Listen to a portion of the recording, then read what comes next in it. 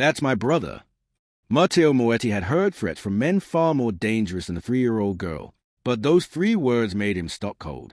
Sophia Rossi stood beneath the enormous portrait at the end of the mansion hallway, one tiny hand raised toward the boy staring solemnly from inside the gold frame.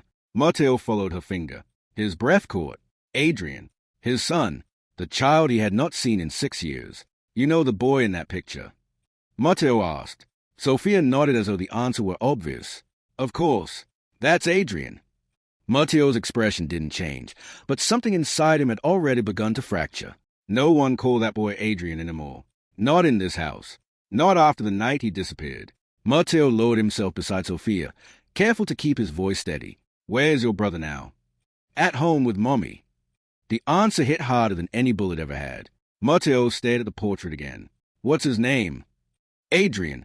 Sophia repeated impatiently. I told you. Then she pointed at the boy's wrist. He still has the shiny bracelet. Matteo went completely still. The bracelet, a thin silver band with a tiny engraved star. He had ordered it from an old jeweler and fastened it around Adrian's wrist himself on the boy's 4th birthday. Sophia continued before he could speak. And here's a little marque. She touched the skin just above her eyebrow. Mommy says he got it before she found him. Matteo's pulse began pounding. Found him. Sophia nodded. In the woods. The hallway suddenly seemed too quiet. Matteo looked at the little girl. What does your brother remember? Sophia's cheerful expression faded. Sometimes he wakes up scared. What does he dream about? A car. She paused. Fire. Another pause. And lots of dark trees. Matteo stopped breathing. 6 years ago, his son's car had vanished on a road beside the northern woods. The wreckage had been found burning. His wife, Elena, had never survived the attack, but Adrian's body had never been found. Matteo had spent 6 years refusing to accept the only explanation everyone else had given him. His men had searched hospitals. His lawyers had traced orphanage records. His enemies had been interrogated. Roads had been searched. Forests had been searched. Every abandoned building within miles of the attack had been torn apart looking for one missing child. Nothing. Not a single confirmed sighting. Not one reliable clue. And now a Maid's Toddler was standing beneath his son's portrait, casually describing things that no stranger could possibly know. Matteo slowly reached for his phone. What's your brother's name again? Sophia frowned. Adrian. And your mother's name? Elena. Matteo's hand tightened around the phone. Elena Rossi, his maid, the woman who had worked inside his mansion for nearly 2 years, the woman whose home he had never once thought to investigate. For the first time in 6 years, a terrifying possibility entered Matteo Moetti's mind. His son might not be dead. He might have been alive this entire time. And somehow, the child everyone had searched was living with the one person Matteo had never thought to question. Matteo rose slowly. His face became unreadable again, the cold mask that had made powerful men fear him. But beneath it, his heart was racing. Take me to your brother, Sophia. The little girl smiled. Okay. Then she grabbed his hand. And the most feared man in the city walked away from the portrait that had haunted him for 6 years, unaware that the next few minutes would change his entire life. Matteo did not ask Sophia another question. He simply followed.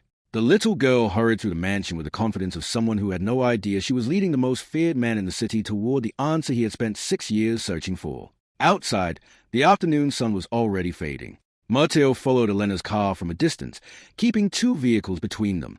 He told himself he was being cautious. He told himself he needed confirmation before allowing hope to take control. But his hands were already gripping the steering wheel too tightly. When Elena finally stopped outside a modest house on the edge of the city, Matteo parked across the street. He waited. A few minutes passed. Then the front door opened. A boy stepped outside. Matteo forgot how to breathe. He was older now, taller than the 4-year-old child preserved in the portrait. Thinner, perhaps, with darker hair falling across his forehead. 6 years had changed his face.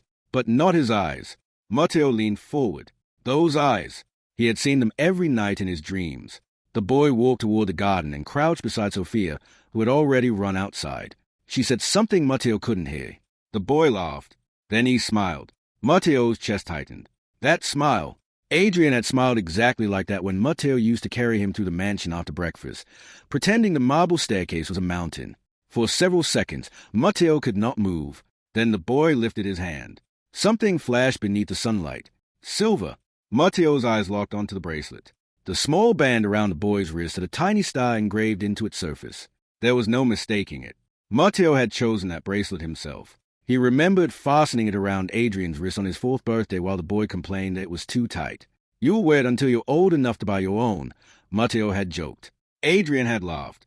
Now that same bracelet rested on the wrist of the boy standing across the street. Matteo's fingers trembled. "Adrian," he whispered. The name barely escaped his lips. He opened the car door. One step.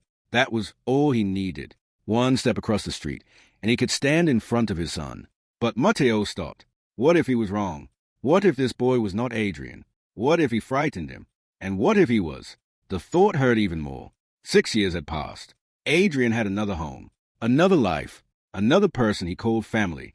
Matteo slowly lowered himself back into the driver's seat. For once, the man who had ordered others into dangerous situations had no idea what to do next. He sat alone in the silence, staring through the windshield as Adrian played with Sophia in the garden. His eyes burned. He looked away, pressing his knuckles against his mouth. No tears came. Matteo Moetti had buried too many people to allow himself that weakness. But his hands would not stop shaking. After several minutes, he reached for his phone. "Marco." "Yes, boss." "I need you to do something." His voice was calm again. "Cold. Controlled. Find everything you can about Elena Rossi. Quietly." A pause. "And Marco." "Yes." "Don't let anyone know why." Matteo ended the call. Then he looked once more at the boy behind the window. Adrian had moved inside. The curtain shifted. For one brief second, their eyes met through the glass. The boy smiled. Matteo felt something inside him break. He drove back to the mansion before nightfall.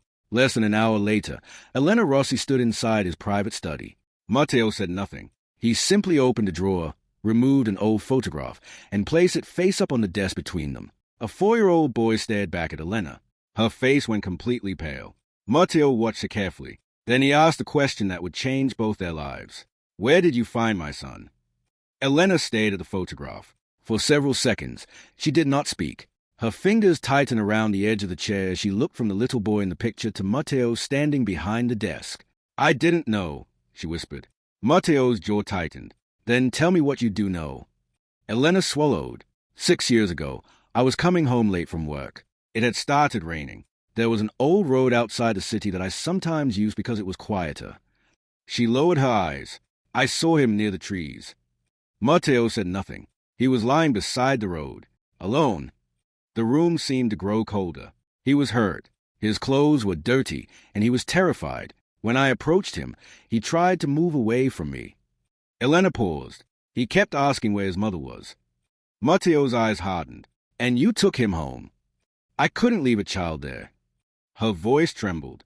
"I called for help. A doctor examined him, but the boy couldn't tell us where he came from. He didn't know his address. He couldn't remember his parents. He couldn't even explain how he had gotten there." Matteo looked down at the photograph. What did he remember? Almost nothing. Elena reached into her handbag and pulled out an old, folded piece of paper. He knew fragments. Fire. Trees. A loud noise. Sometimes he'd wake up crying and say someone was coming. Matteo's expression changed. And his name? Elena hesitated. That was the strange part. She looked directly at him.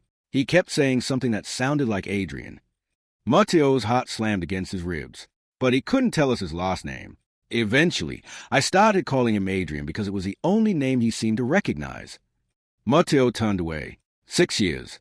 6 years of searching. 6 years of staring at a portrait. 6 years of believing his son had vanished into a grave that had never been found. And all that time, Adrian had been alive. Elena continued quietly. "He had that bracelet when I found him." She pointed toward the photograph. "I never removed it. He became upset whenever anyone tried to touch it." "And the sky?" "He already had it." Matteo closed his eyes. Every detail matched.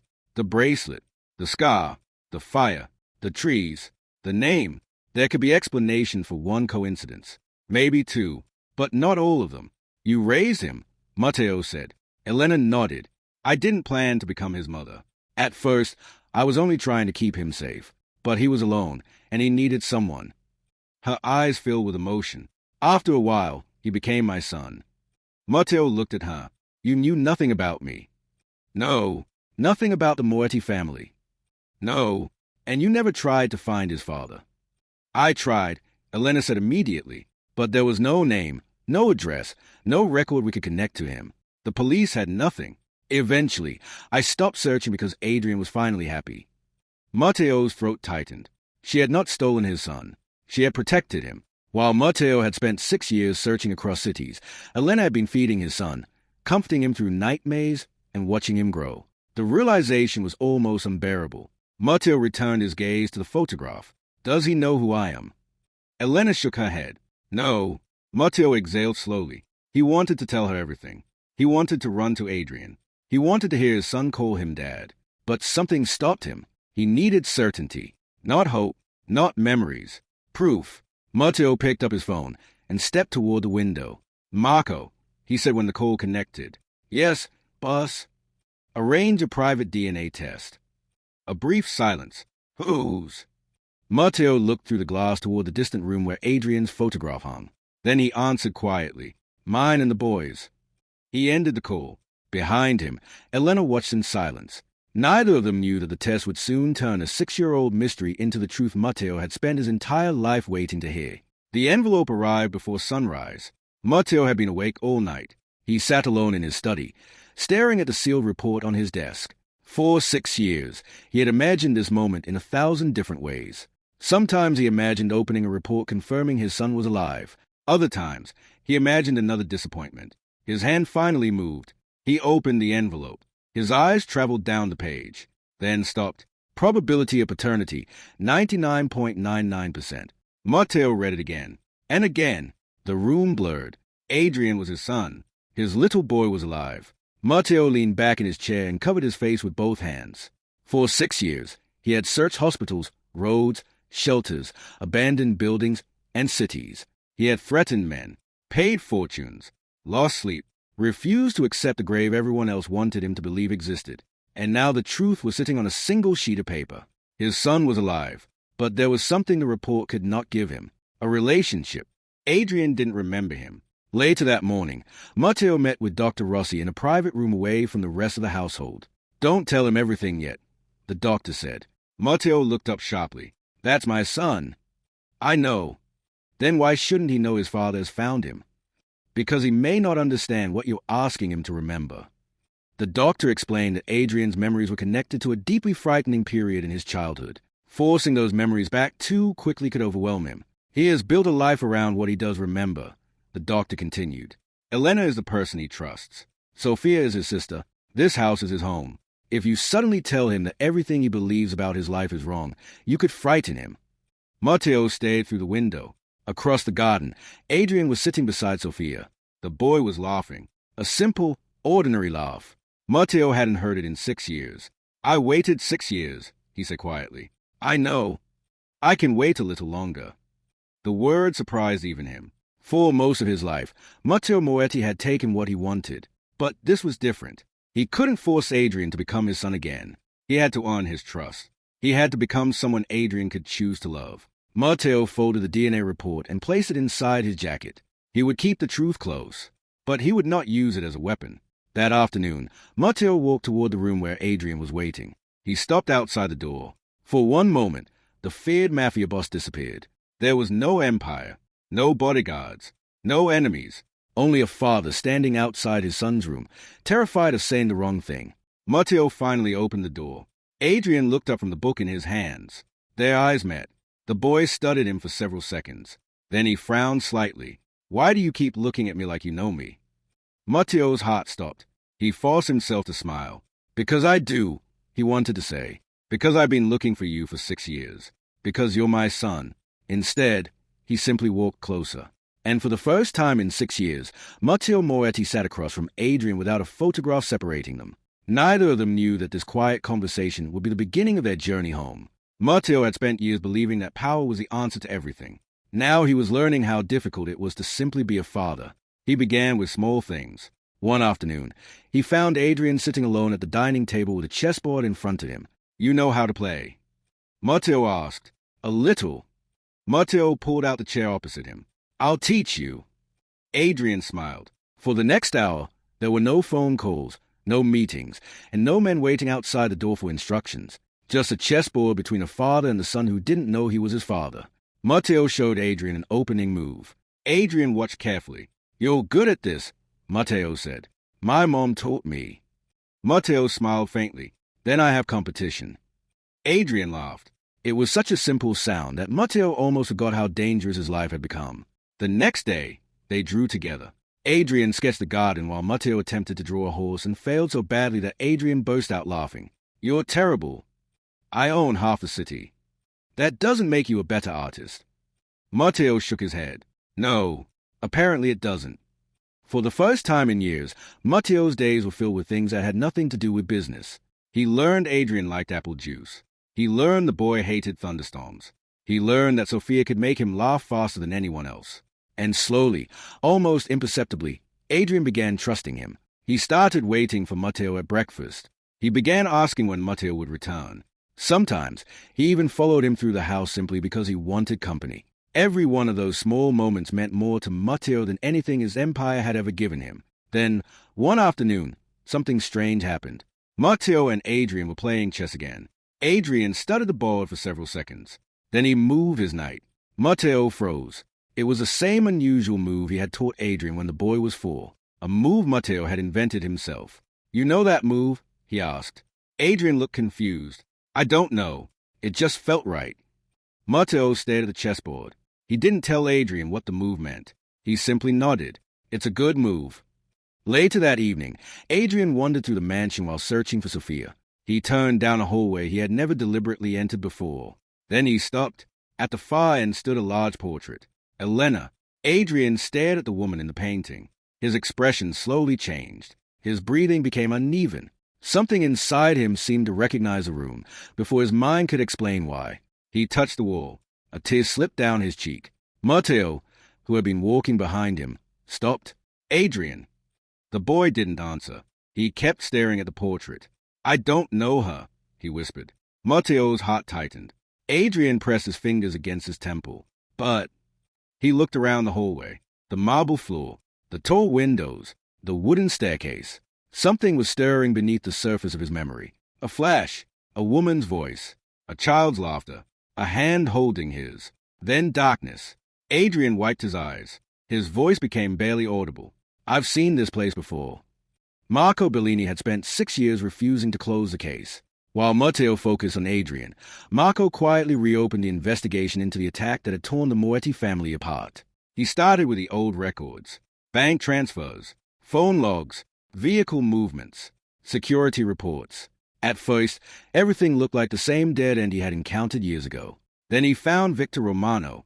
Victor had once been considered a trusted associate of Matteo's organization, but several unexplained payments had appeared in accounts connected to him during the months before the attack. Marco followed the money. The pattern was unmistakable. Victor had been stealing from Matteo for years. Worse, he had been selling information to a rival organization. Schedules, routes, meetings, security changes, and eventually information about Matteo's family. Marco leaned back in his chair. Victor had motive. He had money. He had connections. But there was one problem. Victor couldn't have known everything by himself. Someone had been giving him information from inside the mansion. Marco returned to the security records. He compared the information Victor had received with the people who had access to Matteo's private schedule. Only a handful of people knew when Matteo traveled. Even fewer knew about Elena and Adrian's movements. One name appeared again and again: Gabriel Romano, Matteo's longtime advisor.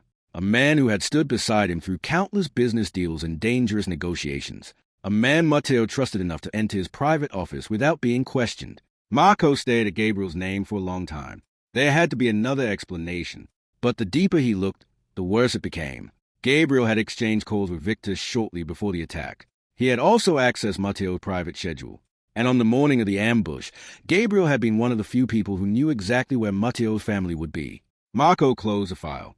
He knew what he had to do, but before he could confront Gabriel, he needed more evidence. Across the mansion, Gabriel was already beginning to notice changes. Adrian was spending more time with Matteo. Matteo was smiling again. The boy was being allowed into rooms that had remained closed for years. And then Gabriel saw something that made his blood run cold. He passed the hallway and noticed Adrian standing beside the old portrait. The boy looked exactly like the child Gabriel remembered. Older now, but unmistakably alive. Gabriel stopped walking. Adrian turned. Their eyes met. For one terrible second, Gabriel wondered whether the boy recognized him. Adrian frowned slightly. Then Sophia called his name from the garden, and he ran away. Gabriel remained frozen. The boy had survived. After 6 years, the one person who could destroy everything was standing inside Matil's mansion. If Adrian remembered what happened that night, the truth would come out. Gabriel hurried into an empty corridor and pulled his phone from his pocket. He checked both directions before making the call. Victor answered. "What is it?" Gabriel's voice dropped to a whisper. "The boy is alive." Silence. Then Victor breathed. "Are you certain?" "I saw him." Another pause. Gabriel looked toward the hallway where Adrian had disappeared. His face hardened. "We have to deal with him before he remembers." For the first time in years, Matteo Moetti's dining room did not feel like a place of business. There were no arguments about territory, no men discussing money, no phones ringing with warnings, just dinner. Matteo sat at the head of the table, watching Adrian try to convince Sophia that she was holding her fork incorrectly. "I am not," Sophia protested. "You are," Adrian said, laughing. Elena smiled from across the table. Marco sat nearby, quieter than usual, his attention occasionally drifting toward Gabriel, who had not joined them. Matteo noticed, but for that moment, he chose not to ask. He looked at Adrian instead. The boy was laughing, and Matteo realized he had spent 6 years imagining what his son's voice might sound like. Now he was finally hearing it. "Try this," Matteo said, sliding a piece of dessert toward Adrian. Adrian smiled. "You're giving me yours. I can order another." "You always say that." Matteo laughed softly. "Then you know me already." Adrian looked at him for a moment. "Maybe I do." The words touched something deep inside Matteo. For one brief evening, the past seemed almost within reach. Then Matteo lifted his glass. He took a drink. Seconds later, his expression changed. His hand tightened around the edge of the table. "Matteo?" Elena asked. He tried to answer. Nothing came. The glass slipped from his fingers and shattered against the floor. Matteo collapsed. Everything happened at once. Elena stood. Marco rushed around the table. Sophia screamed. Adrian froze. Called for help. Marco shouted. Men rushed into the dining room. Matteo was barely responsive. His breathing had become shallow, and his face had lost its color. Marco looked at the broken glass, then at the table, then at Elena. Someone shouted that the authorities had arrived. Within minutes, the dining room had become a storm of questions. Who had prepared the drink? Who had touched the glass? Who had access to Matteo's private supply? Elena tried to answer, but her voice shook. "I didn't do anything." An investigator searched the kitchen. Then someone discovered a small container hidden among Elena's belongings. Another search revealed messages that appeared to connect her to a large payment. The room went silent. Elena stared at the evidence. "No." She shook her head. "That isn't mine." Marco immediately stepped forward. "This doesn't make sense." But the evidence looked convincing. Elena was taken aside. Sophia ran toward her. "Mommy!" A guard stopped the little girl. Sophia burst into tears. "Mommy didn't do it." Adrian stood frozen. He looked from Elena to Matteo, who was being carried from the room. Then he shook his head. She wouldn't hurt him. Nobody answered. Adrian's voice became stronger. She wouldn't. Elena looked back at him as she was led toward the hallway. "Adrian, stay with Sophia." Sophia was crying too hard to speak. Then, suddenly, her eyes moved toward the kitchen. Her expression changed. "Wait!" Everyone stopped. Sophia pointed down the hallway. "I saw someone." Marco turned toward her. "Who?"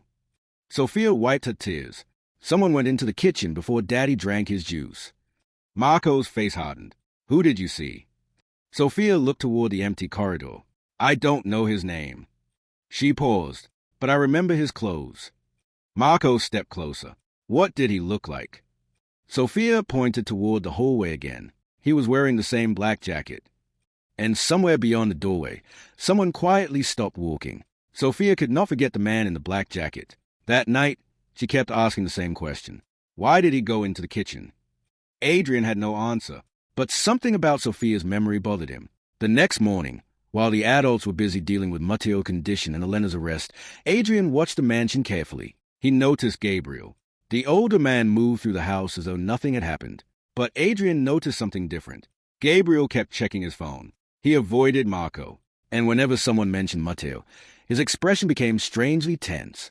Adrian remembered something else. Gabriel had been near the hallway shortly before Matteo collapsed.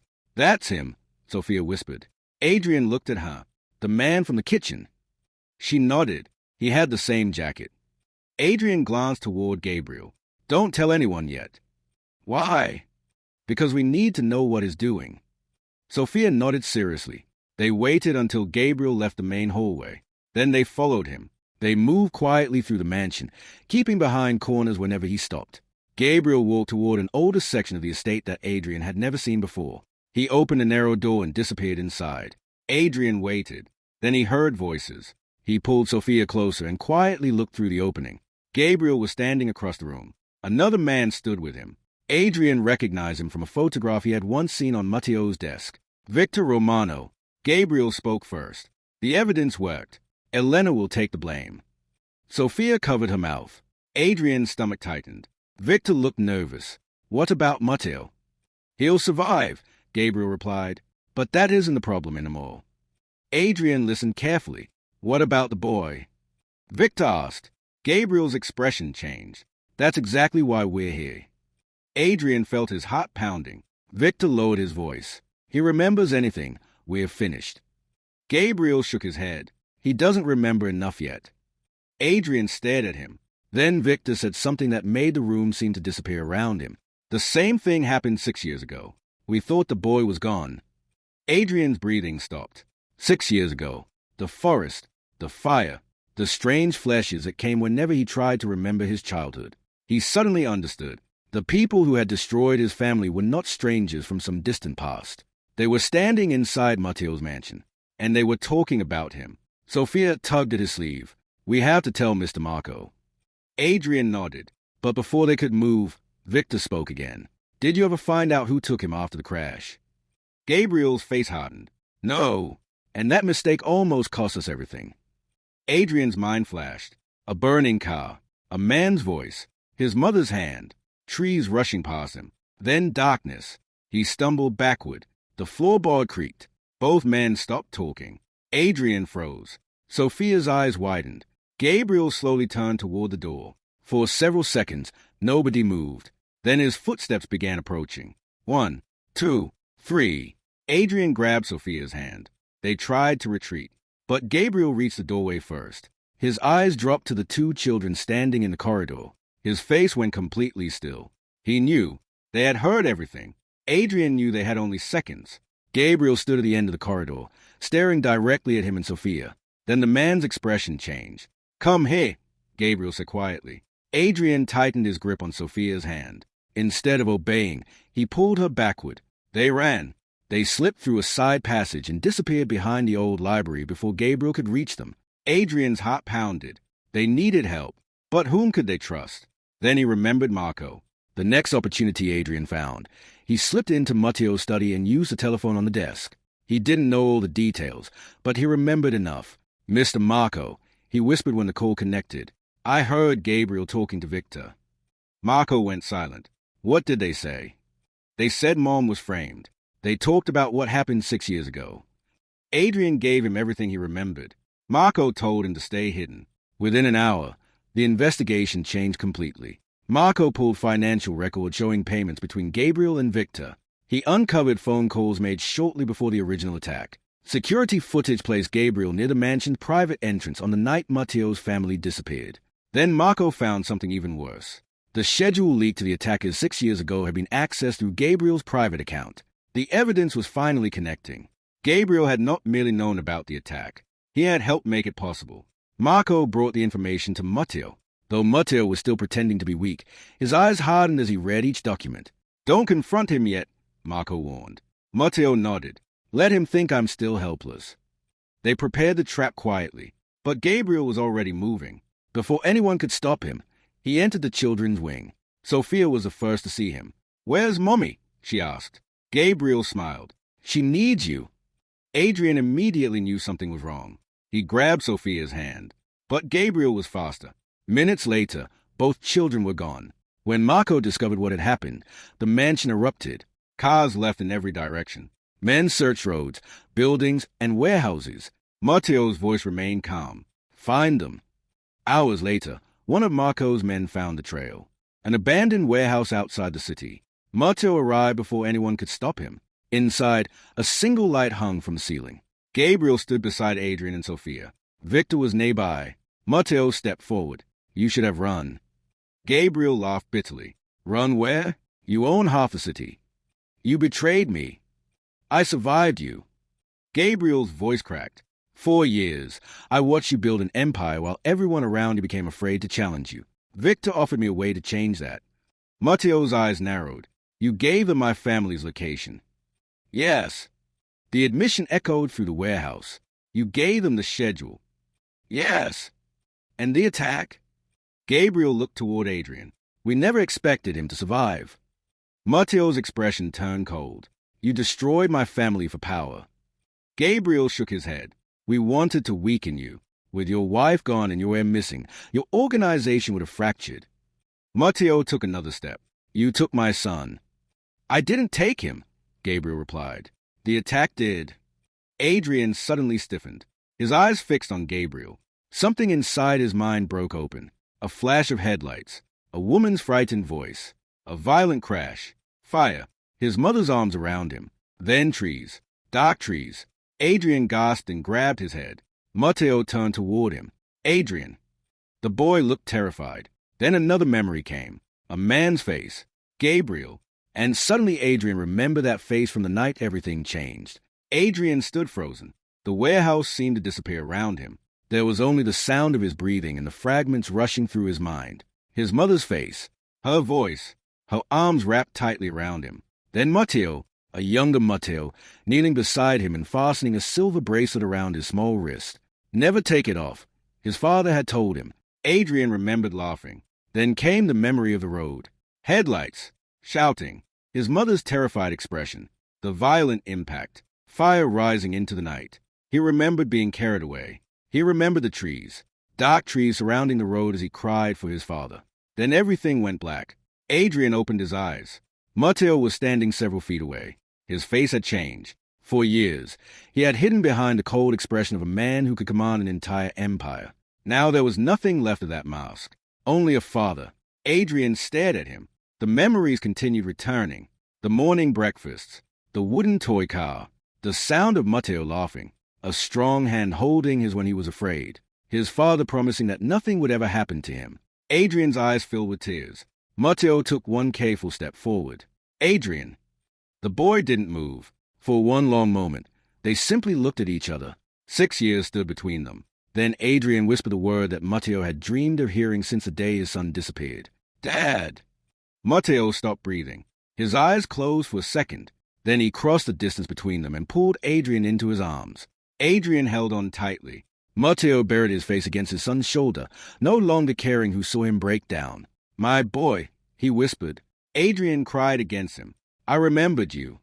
Behind them, Marco moved quickly. Victor was arrested. The evidence against Gabriel was overwhelming. The financial records, phone calls, security footage, and leaked schedule finally exposed the betrayal that had destroyed the Moretti family 6 years earlier.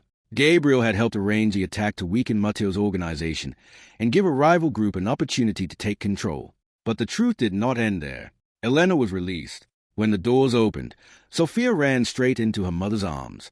Mommy! Elena dropped to her knees and held her daughter tightly. Adrian watched them from beside Matteo. Then he looked at Elena. For 6 years, she had protected him without knowing who he really was. She had cared for him when he was frightened. She had stayed beside him when he couldn't remember his own past. She had given him a home when Matteo could not find him. Matteo approached her. I owe you more than I can ever repay. Elena shook her head. I only did what anyone should have done for a child. Matteo looked at Adrian. No, he said quietly. You did much more than that. He paused. You saved my son. Elena's eyes filled with tears. Matteo offered her his hand. Don't go back to being my maid. Elena looked at him uncertainly. Then what? Family. She stared at him. You and Sophia have a home here for as long as you want it. Sophia immediately smiled. Adrian reached for her hand. My sister. Sophia giggled. Yes, your sister. For the first time, Matteo understood something he had been too broken to see 6 years earlier. Getting Adrian back did not mean erasing the life his son had lived. It meant making room for everyone who had helped him survive. Weeks later, the portrait still hung in the mansion hallway. The same boy, the same silver bracelet, the same innocent face that had haunted Matteo for 6 years. But now, whenever Matteo passed it, he no longer saw a missing child. He saw a son who had finally come home. And somewhere nearby, Adrian's laughter filled the house. Blood had brought them together, but love had brought them home. Blood may tell you where family begins. Love decides where it belongs.